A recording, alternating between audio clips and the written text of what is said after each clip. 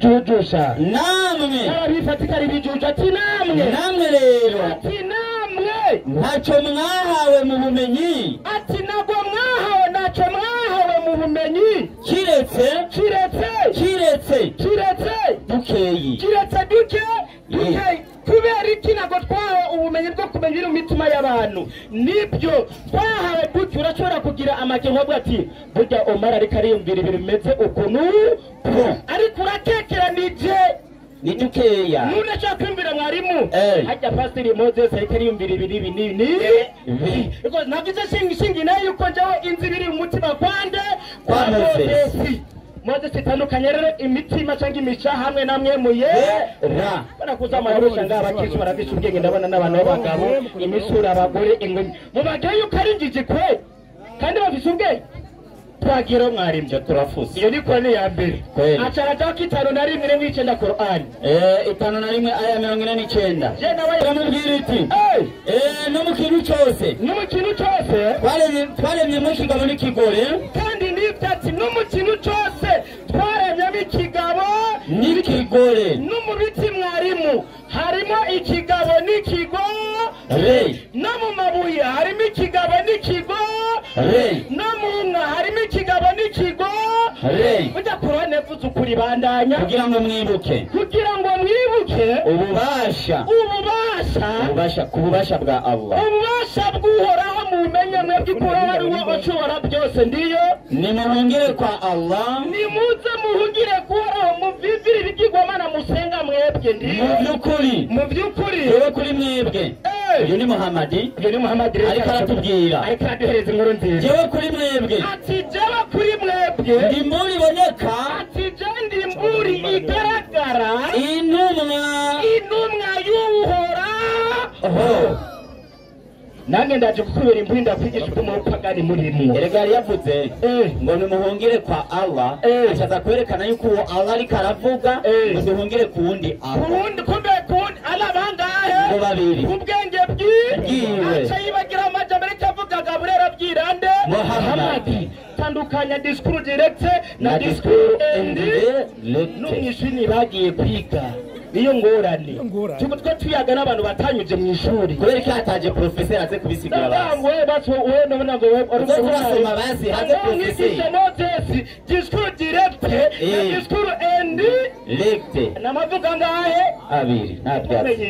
nabyaza bagera mwarimu ndiyo atakanda jako kandi Qur'an ndiyo ngomba safishe kweli 3:9 aya 29 ndiyo Allah atuhoraho Allah yatanze akarorero ku muntu yari afise bashebuja benshi Imana Allah yatanze akarorero ku muntu yari afite basebuja benshi bamutangaho akarorero yani bamutunganirako ndiyo n'ubundi yari afise shebuja umwe gusa hamwe n'ubundi yari afite sebuja umwe gusa ndiyo mbega wumva ko bokororwa kimwe ati wumva ko byo bokoroherwa kimwe hariho akabaza ni kariko aha bashebuja hariho abasenga imana zingahe zitatu ibande basenga data mwana na mutima mweranda kumbe abasenga basebuja benshi abasenga rero basebuja umwe rero imana kibaza mbega wumva ko bokoroherwa kimwe bandanya iyo mvuye umuntu aja gusenga imana y'umwana soma harabandanya mbega nibaza yuko bakorerwa kimwe ugushimagiza gukwiye rero ni ukwa Allah ayo ni imana iciye bare bati ugushimagizwa gukwiye ugusengwa gukwiye n'ukwiye gusengwa bikwiye ngo ni uhoraho Allah ariko abenshi muri bo navyo bazi aba navyo bazi no mpamvu basenga Yesu ngo niki ngo ni Imana kubera navyo bazi Yesu yasenga iki Imana bagashaka bagasenga nde Yesu amna akili nyinyi byarabacana abye mugira turaje rero ndiyo atarasoma mwarimu ndiyo Luka 2:49 ego kabisa intumwa za Yesu barasenze Yesu soma inyandiko iragira iti umve ngira mbarungikire icyo data yasezeranye ndiyo ariko mugume mu gisagara kugeza aho muzokwambikwa ubushobozi buvuye mu ijuru ndiyo abavanaho abashitsa ahari ndiyo ni Betaniya aterura amaboko arabasanganira ndiyo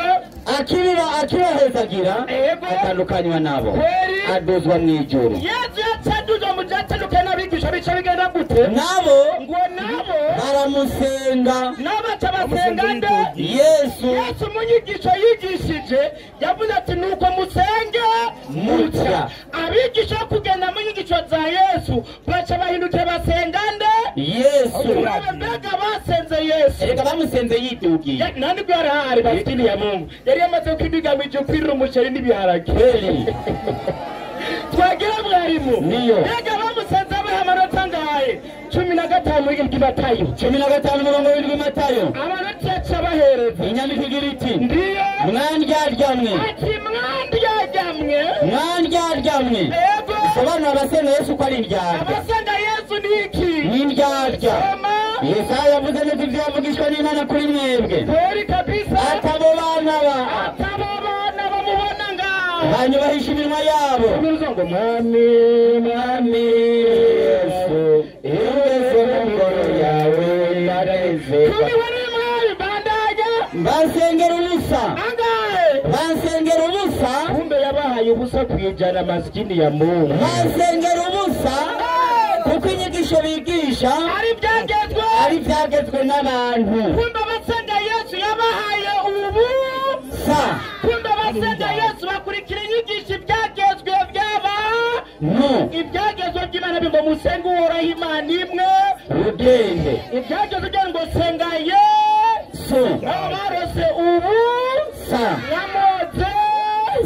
komera cyane kubera n'indyarya komera ja Moses kweli nuko tugenda kabisa. Acarasoma kandi Yohana 10 soma Yohana 8:44 8:44 Nyarutsa Yohana 8:44 Nyarutsa inyandiko iragira iti ndiyo mwumvirize neza ego inyandiko Moses yasomye Nyarutsa mwebwe murabaso bamurwanizi ati mwebwe murebaso ndo mugomurwanizi kandi byose yifuza nibyo mushaka gukora ego yahereye ubwa mbere na mbere ndiyo ari umwicanyi kandi ntiyahagaze mu kuri kuko atari kuri muri we. iyo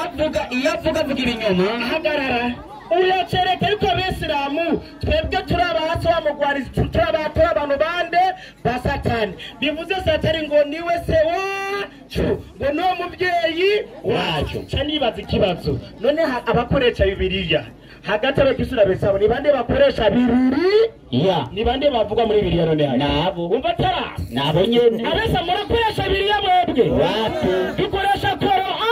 ni kumbe abana ba Satani tusanga ari bande nabo ikibyemeza mwarimu ndiyo 12 by'ishuri Yohana 12 by'ishuri Yohana inyandiko igira iti ikibyemeza ngicyo kandi wandikira umumarayika w'ishengero ry'Iperugamuti w'ishengero ibandi binje mu mashengero nabo ngira n'abesera musoma wandikira umumarayika w'ishengero ry'Iperugamuti ati ndazohuba ufite inkota ikarisha aravuga ibi ndazahuba kariho hari umugwa wa Satani kumvise uri hehe mw'ishengero wa Satani uri hehe mw'ishengero ngeno hari kirimba cyande cha Satani abana bande ba Satani mujane mudata seri ari mudata twagiye mwarimu ahanyeni yego Satani yinjiye buke mw'ishengero yari umuzigiti yinjiye mu rusengero. Allah tubisomye mu gitabo cy'Abakristo yaragasa muze murabese hakiri kare niyo mpamvu Yesu yavuze ati nimwihane kuko ubwami bw'ijuru buri hafi mwihane mugitisha umwanya wo guhema kweli twagiye mwarimu ndiyo acaraza gusoma igitabo cy'Abaheburayo 1:8 Abaheburayo nyarutse igitabo cy'Abaheburayo 1:8 aho bajya bakisoma bakigomengana ibijuje abakristo yego kweli ubwiza amajambo ngaha yashatse kutwereka ati Imana ishinginahe Yesu. Imana ivuga ishinginahe nde Yesu. reka tumbiza amajambo y'Imana iyumvire soma ariko iby'umwana wayo yabivuze erega ibyo nyene birakwiye iby'umwana wande iby'umwana wayo kumbe Yesu siki si Imana n'umwana wande w'Imana abasenga Yesu basenga umwana wande w'Imana Kubera cyane harabandanya ati ingoma yawe akaburungu agakwabu mana ati ingoma yawe mana agakwabu ngira ntiyari yakabonye wari karasoma oya nabyo tunibagiye kwishuri ati ingoma yawe agakwabu ingoma yawe mana ihangana ibihe bidashira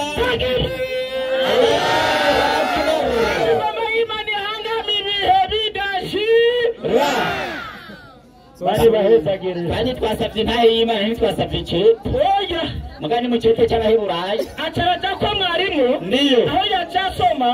abikorino ba mbere 12:3 nawuvugishwa namwe mu w'Imana yovuga Kristo yuko ari Ikivume ndageje ndagusuzuma ndabiko Bibiliya wayize neza wowe 12:3 yakujane kwishura pana haso Kristo bari ngaha n'abeseramu nico gituma mbamenyesha yuko atamuntu avugishwa namwe mu w'Imana avuga ati Yesu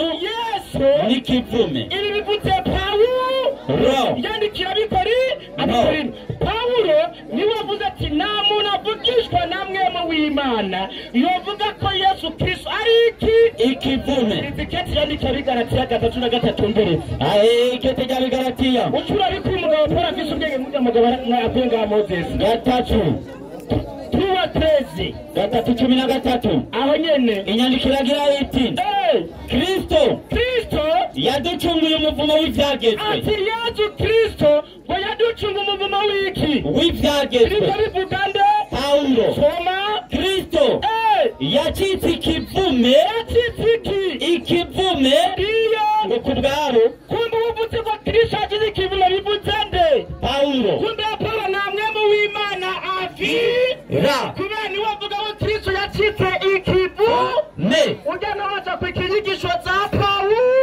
kumbe nawe ni Ikivume na Paulo ibivume bizoja Mumuriro najurugire cyo jame Ikivume Mumuriro mu gikoni muzoja kandi abakristo bose bavuga ngo Yesu yacitse ikivume kubwabo kugira ngo abacungure ivyaha kumbe Yesu azoja hehe Mumuriro abakristo baje hehe Mw'Ijuru abakristo baragendera kumbe n'abakristo baratanga yuko inyigisho za Paulo ari iz'umusazi ndabe mwarimu Yesu ntabwo yaja mu muriro ku nyigisho za Paulo kubera Paulo yari umusazi n'ikibyemeza abikorino ba mbere 11:16 narivuga narisubire ntabwo nyiyumvira jewe Paulo ko ndi umusazi ariko nimwaramuka munyiyumviriye mutyo munyemere nk'igipfu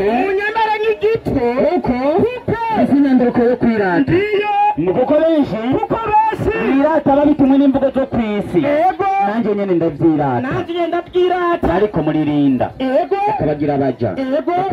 bakabakubita inshi mu maso n'ivy'isoni naho ndabivuganye isoni nke 22 reka bona bahururayo nanje ndiwe abanyisirayeli nanje ndiwe mu rutaro rwa Ibrahimu nanje ndirwo abasuku ba Kristo mvuga nk'umusazi kumbe Paulo yari umusazi ujana tuzana inyigisho z'umusazi kumbe nawe ni umusazi akutana by'abasazi yarasaze nka Paulo zane by'Imana by'izirwa z'abapfa by'abasazi yarasaze nka Paulo mwarimu n'umusazi yavugishwa namwe mu w'Imana kadusuze kwanzo mwe yavugisha Paulo wariwo mwe yavugisha Paulo abikorino ba 12:7 Paulo yivuga tumviriza kandi kugira ngo nayo gutoga kwishira hejuru birenze urugero bitewe nuko nayishuriye birushiriza kuri bihambaye icyo cyatumye jewe Paulo ntabwo igisata mu mubiri intumwa ya Satani ya Satani Pawulo yatumwe na Satani kumbe nuja ni mwana wa Satani muragowe Mumuriro muragowe kabisa ngaha mwihane mwemera Imana nimwe 17:3 Yohana 17:3 Yohana yandikira agira iti ubunibwo bugingo budashira ndiyo turamenya wowe Imana yonyene y'ukuri niwe watumye yitwaga Yesu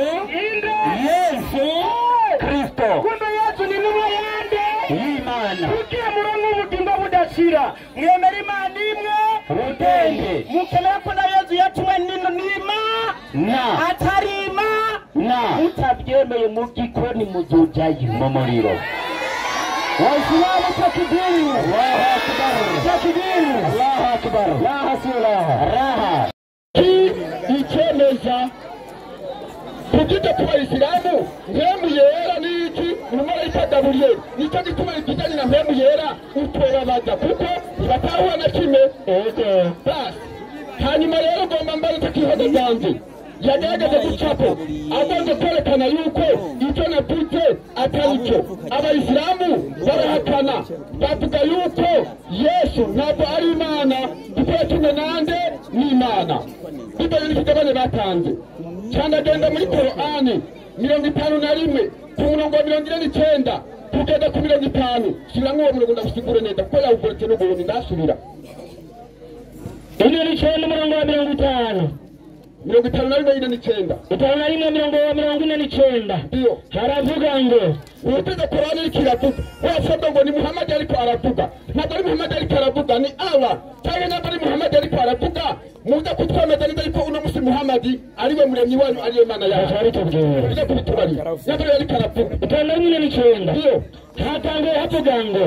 ku murongo wa 49 iyo na katika kila kitu umbiza ngo buri kintu cyose tumeomba dume na jiki barane ikitabo n'ikigoro uri Muhammad gari ariko aravuga cyane n'Imana abayisamira kiravuga Imana yabiri kiravuga kiravuga kumara gutano ufite mwana ngo twende pole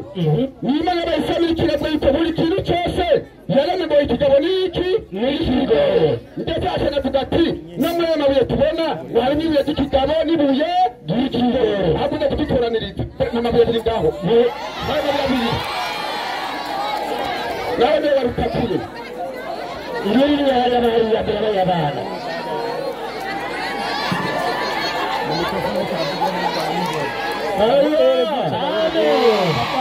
tukagenda tukura abantu tubaha umuti kugira ngo bawunywe hano bashobore gukira yavuze ko ngona mu mabuye harimo ibigabo n'iki n'ingoro wani bahaguruka ngaha uza kutubwira mbega muri aya mabuye aya biri ibuye ry'ikigabo ni irihe n'ibuye ry'ikigore ni irihe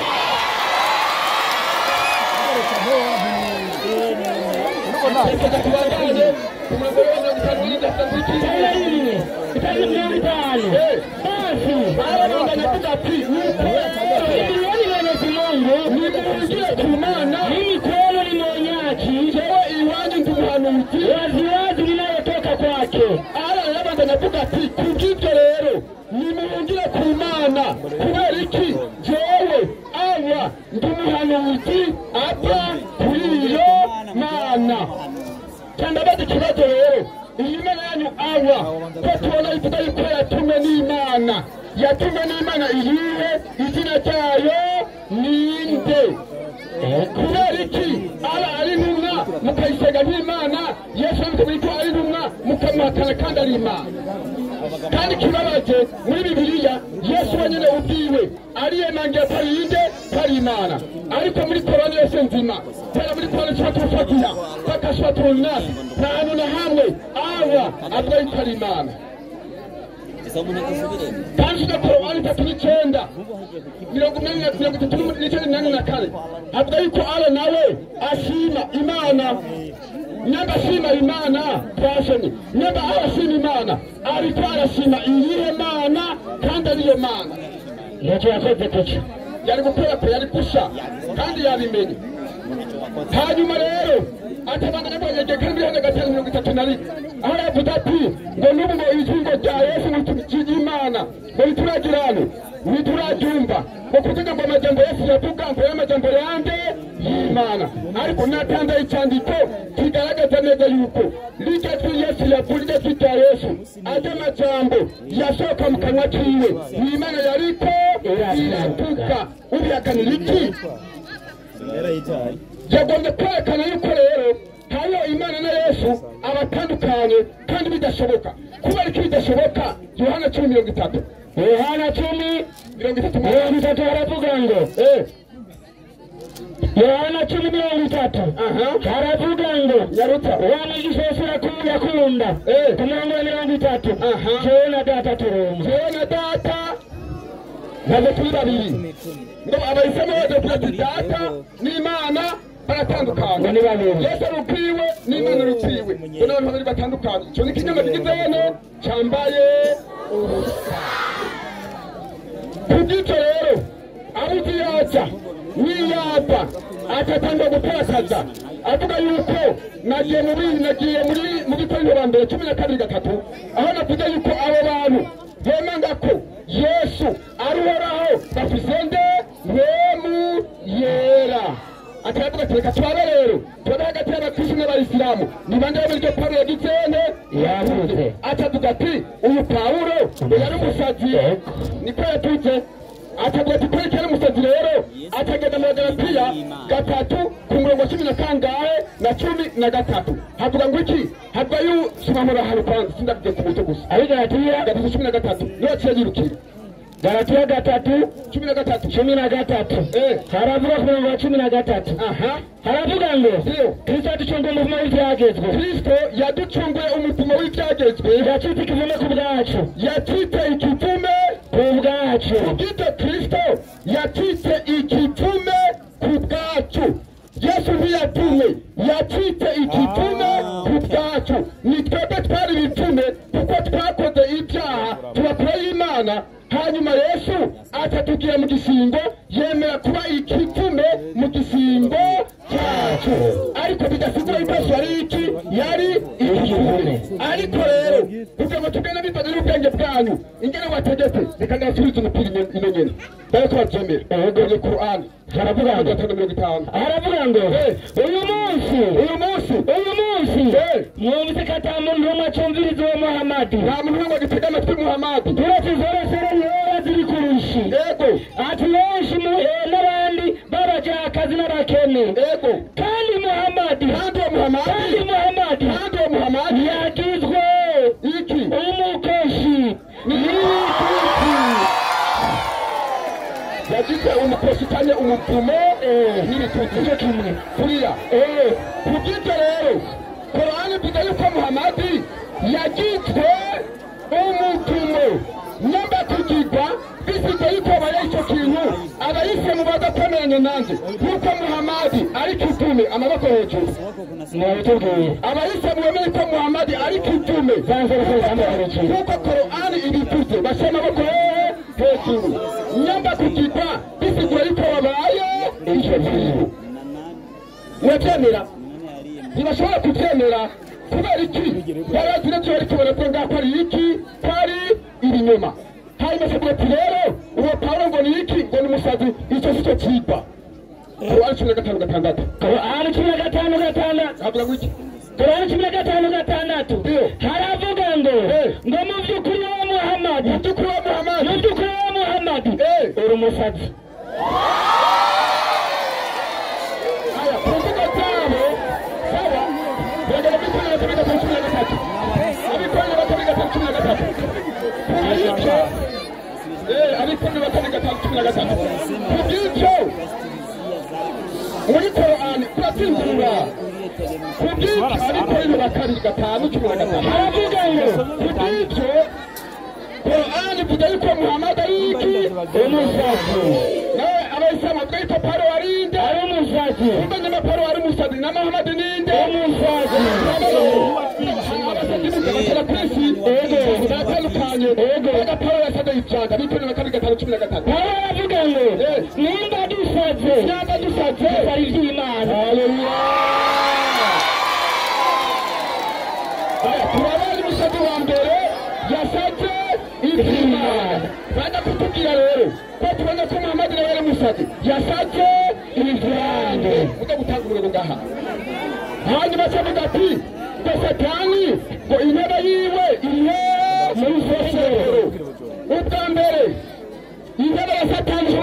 rusengero kandi na satani ntashobora guturukira mu rusengero satani ikibanza ciwe ntigishobora kuba mu rusengero kubera iki kidashobora kuba mu rusengero soma icyo gitabo urume rw'amajini reka mpaguruke haravuga ngo iki ngo ntibyoroshye ko dayimoni yinjira umuntu avuga ngo jewe ndi papa kirazira kubera ko idayimoni riranka papa idayimoni riranka patiri kirazira idayimoni riranka karadinare idayimoni riranka ishengero rya pantekote idayimoni riranka abasabato idayimoni riranka abakatolika idayimoni riranka abangirikane idayimoni riranka monave idayimoni nirishaka umuntu afite igisagara cya Paris kandi Washington kuko ni igisagara cy'abakristo idayimoni riranka Roma idayimoni nirishaka umuntu ahimbaza pasika idayimoni nirishaka umuntu avuga ngo haleluya uvuga haleluya idayimoni iracana bandana idayimoni yani mchani mwanafanya haleluya idayimoni ikunda umuntu avuga ngo assalamu alaykum wa rahmatullahi wa barakatuh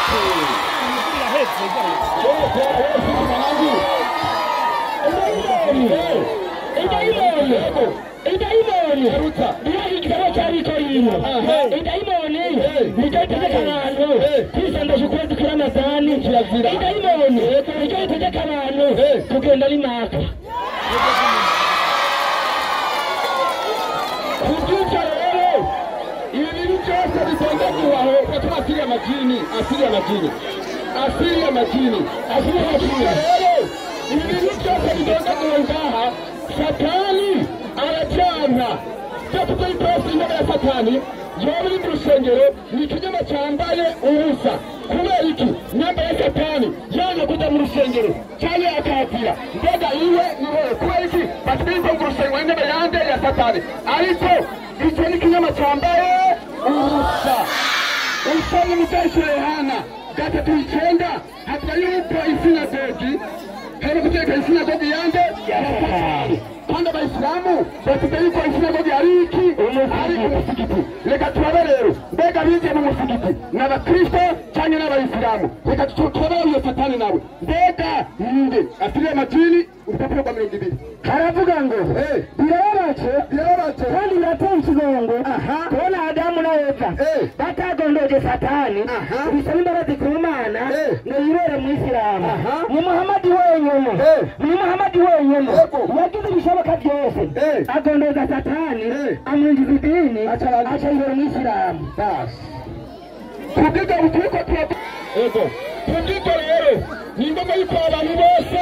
bahindukirira nde Yesu kuko yavuga ati ngo bajya bigishwa ngo basengere Yesu ngo ariko aritukira ngo bagera bategetse ariko iyo ngaho kusigara bikoze Matayo 2:8 tuzobigisha gushika ryari tuzobigisha gushika ryari urumva zamara Ivuga zamaruka. Iyi n'umunani 9 Matayo. Haravuga ngo ino ikibanga 9. Avuga ngo bamusenze yigiriye mu ijuru. Maze Yesu ahana nabo. Ati namahoro. Baramwegera. Bamufata ku birenge. Haleluya. Kubera iki Yesu atarabugize ngo nibamusenge kubera ko atarabugize tutekereze ko musenga kugira abayisilamu nta cyandiko na kimwe mufise gihakana ko Yesu atari Imana nyandiko cyandiko gihari muri Bibiliya cyangwa muri Korani cyane utanga umurongo ariko murongo ntubaho twabonye yuko aba ari intumwa yatumwe nande ni Imana murayisenga ko muramusenga ko ari Imana Yesu ko naje ngaha ku isi mu buryo bw'iki mu buryo bw'umubiri kubera iki ni ubuvugisha bwari bwaravugishijwe kandi n'abandi abayisilamu muri dani ko Yesu ari jambo ryagiye kwande kwa Mariya Korani 3:49 harabyerekana yuko Gaburiyeli ngo yazanye ijambo ni kuvuga iryo jambo rero ryarinjiye mu nda kwande kwa Mariya tuza mutura mutumviza bwa Yohana mwananje Ubwiza bwa Yohana rimwe 14 haratubwira ngo rimaze kwambara umubiri rero byashoboye kwitwa iki intumwa kubera iki usomye kandi Yesaya 55 ku murongo wa 11 harerekana yuko Imana ijaruka ijambo ryayo iryo jambo rero igejeje mu Mariya cyagenze gute soma mwananje haravuga ngo kandi uwo jambo yihaye umubiri abana natwe kandi uwo jambo yihaye umubiri ijambo ko ritaboneka yihaye umubiri cyari n'igihe ryambara ryinjiye mu Mariya ryambara umubiri gusa tumubona ari umuntu nkatwe abayisilamu rero bamubona Yesu amaze kuja ngaha ku isi yambaye umubiri ariko hanyuma yaho ataraza ngaha ku isi atarambara umubiri abayisilamu ntibamuzi